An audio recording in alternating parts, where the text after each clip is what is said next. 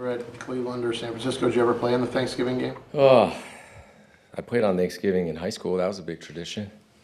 Crosstown rivals, 10:30 in the morning. Won 8-7 on the final 2-point play of the game. Threw a ball that got tipped and caught.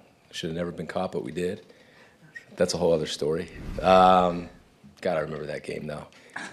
We played Thanksgiving last year, Thursday night, Miami. No, I never. This is the first time that I can recall like playing the early Thanksgiving game, which is, again, I said what I said. I mean, I just, as a kid growing up loving football, I just remember those moments with my dad and brother and sister and family just sitting there with the TV on watching all those games. And now to get the opportunity to coach in one, I don't take that for granted. I think it's really cool. And, like I said, it is hard on a short week and we're all tired, but what an awesome opportunity, and we're lucky to do so. Any Thanksgiving game that sticks out from watching those?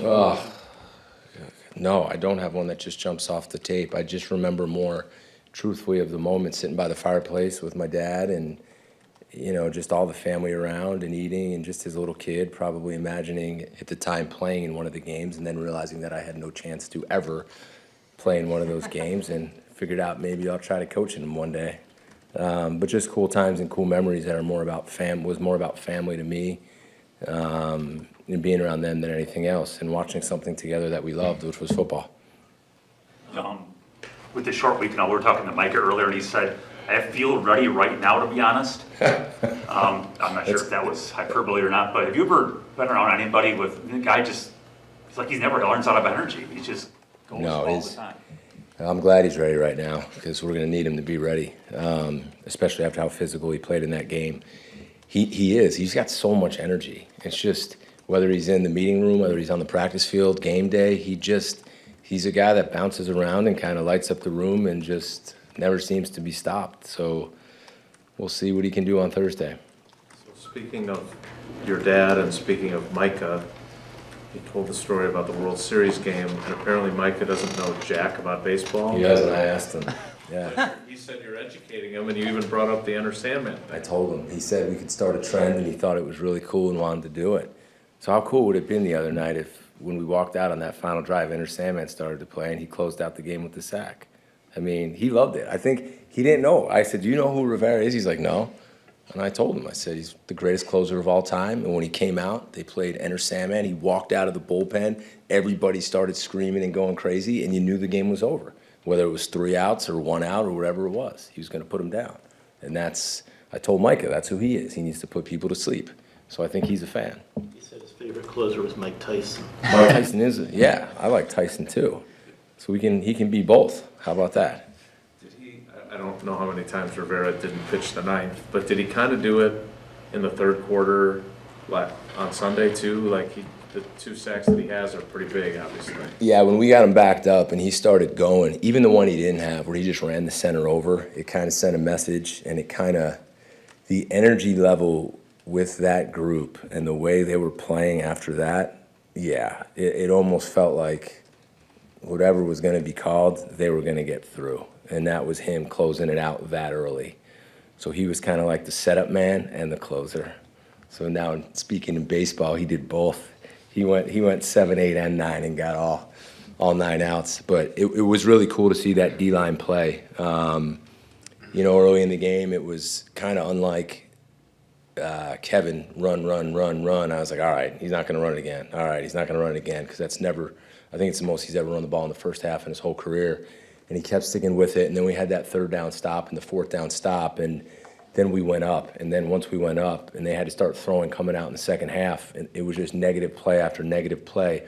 And it wasn't just the pass plays. There was one, it was on a P&10, the 1st and 10 of the possession, where he kind of went up and under, and he didn't make the tackle, but he did, and it 2nd and 11, and then it was 3rd and 15, and then so those negative plays in the run game, they were going. I mean, and it wasn't just him; it was all of them. And I just think that the energy was early on. So it was really cool to see, and I was proud of those guys. Hey, Jeff, we were talking to Matt after the game on Sunday. He mentioned with Kamal that he's made as much progress as anybody that he's really had here. Just what have you seen from him? Like over the past year since he's gotten here to put himself in a position play the way he did on Sunday? Yeah, practice habits. And I think DA has done a really, really good job of developing them. And that's our job. You get a younger player with talent. He's got height, he's got length, he can cover, he's strong, he's physical. You saw in the first play he was in, he crack replaced, and he went right in and he knocked the back pretty good. And he's learning how to be a pro. And, I would say within the last month or so, he's really taken a lot of ownership in that, whether it's been in the classroom, whether it's been how he's practiced on the field. And it got to the point where I think it was a week or two ago where I said to DA, I was like, we're going to have to put this guy in eventually because he deserves to play. The way he's competing out there against our offense every single day. And I think that's a good lesson for all young players and coaches, right? It might not look perfect initially, and as a player, you have to push through and you have to work really hard and you have to take the coaching and you have to go out there every day and practice and be consistent over and over and again.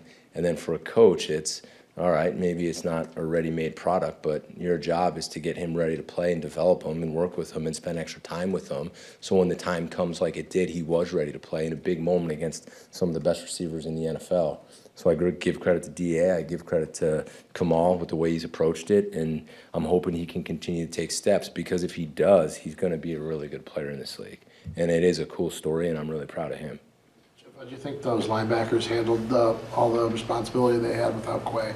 Yeah, we certainly miss Quay. I think he's been such a big part of what we've done, and it just, for Coop kind of stepping up and having a really good game, but then Duff taking the green dot over and the communication, that's not easy during a game. There's a lot of things that I say to him, and he has to get to the defense, and there's a lot of talk in between series, and he hadn't done that too much.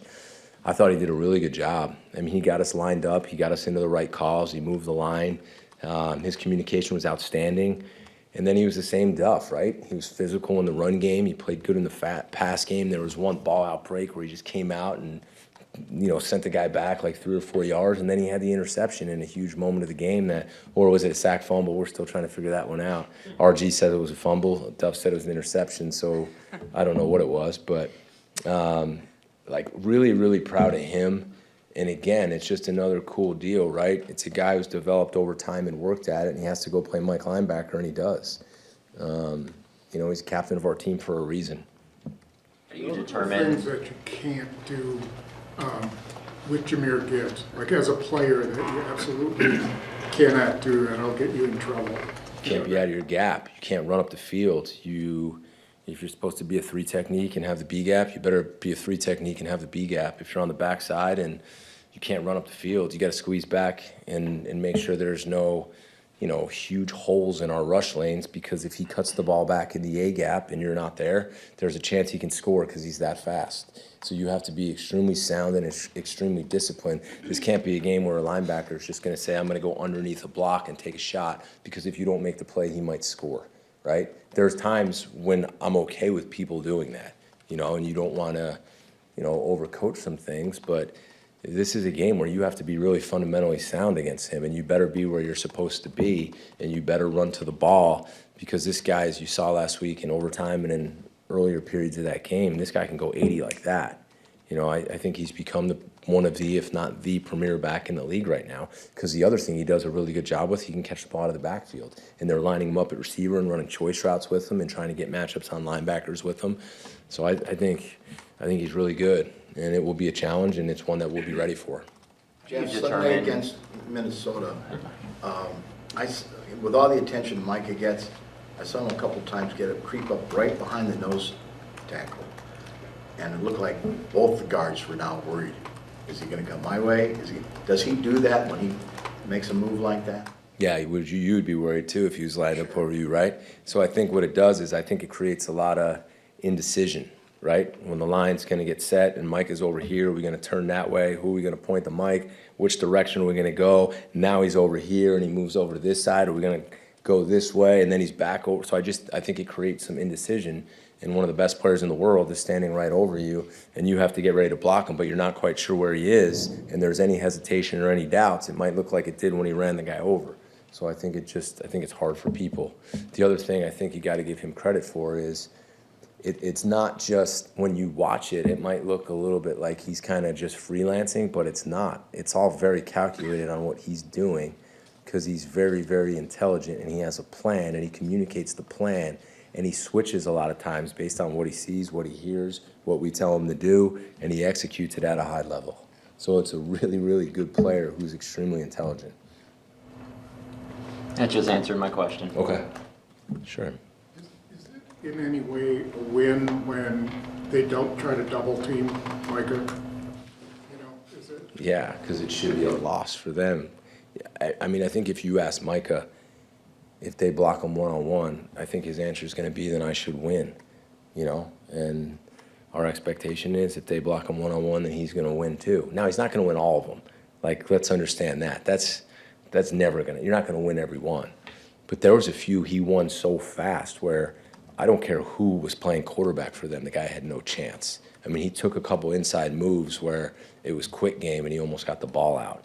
So I hope teams continue to try to block him one-on-one, but there were some times in that game where there were 3 guys on him.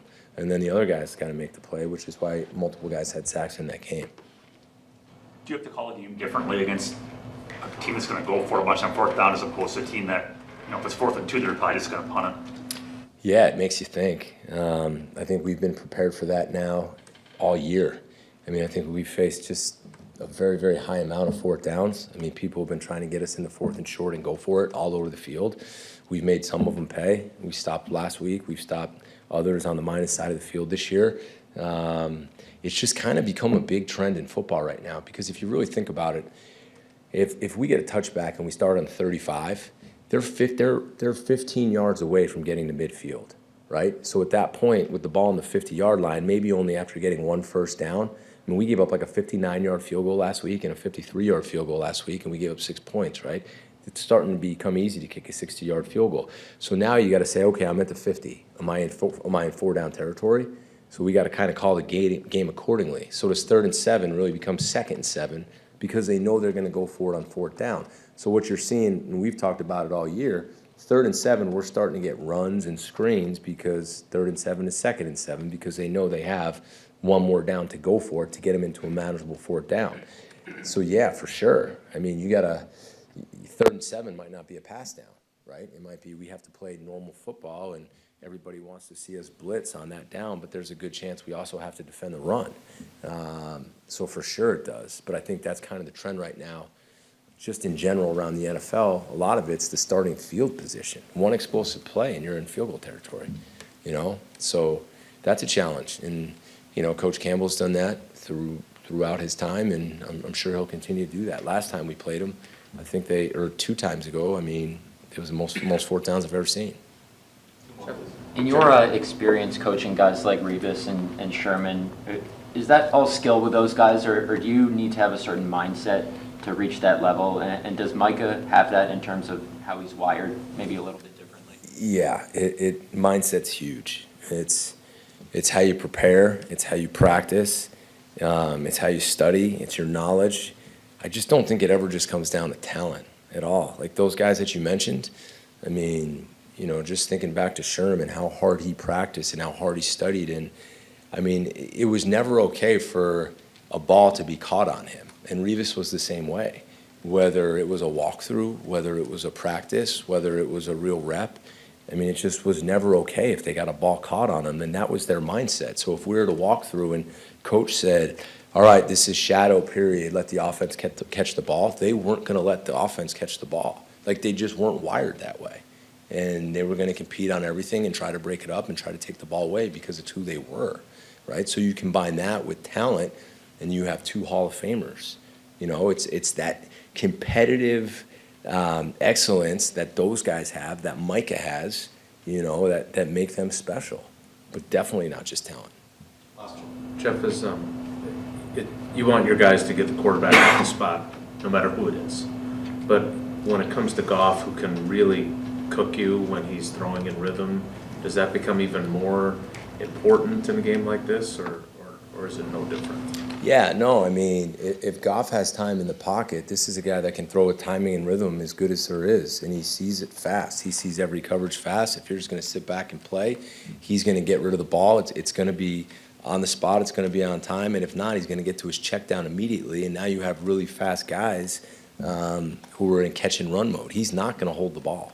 I mean, it's just not what he does, and he's not going to take a lot of sacks. For sure, you want to get him off the spot as much as you can, just like any other quarterback who's going to sit in the pocket and play with that timing and rhythm. You want to create different ways to get him off the spot, whether it's with 4 or 5, 6, and then there's things we have to do in the secondary to try to, create a little bit of chaos for him to just slow him down for a click, which is what I think our DBs are doing a really good job of, and they probably don't get enough credit even for last week because the focus was just on the D-line. But some of the disguises and the way guys were popping out, I mean, it was awesome to watch last week, and that's a team effort, and it's going to take the same thing to go against Goff this week. He's a good player.